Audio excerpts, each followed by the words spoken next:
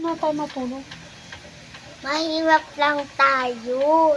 Ano Dapat naman yan? magtipid tayo sa aircon. O nasa si Daddy, di ba?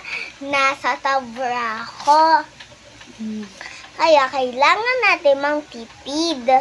Dati naman, kubo lang yung pinapangtulugan mo. Yung pagtutulugan yun ng papa nyo. Tapos yung papa mo, wala. Naondon yung papa mo sa tinang malayo. Tapos ngayon, arte-arte mo. Kasi Namatay nga yung papa mo dahil sa kakasambra ko sa inyo para magpadala ng pera. Tapos ngayon, arte-arte mo. Nanghihirap lang tayo. Mamili ka, mamatay yung buong pamilya natin o hindi? Siyempre hindi.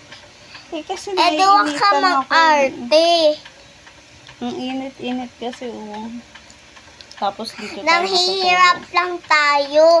Hindi tayo mayaman. Di palatso yung bahay natin. Alam ko. O alam mo naman pala, ba't ka nang iinarte? Ha?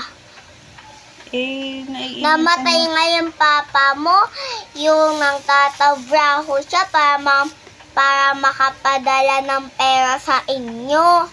Tapos binibigay niya yung pagkain niya sa inyo. Nagtatabraho siya, tapos linggo-linggo siya umuwi. Paano mo diba? nalaman yun? Ang tagal na ni Papang patay. 2004 papatay si Papa. Kahit na, alam ko pa din yun. Kanino mo naman nalaman yun? Di mang sa'yo.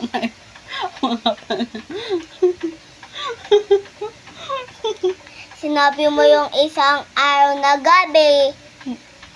Kinuwento mo lahat. Nga pala.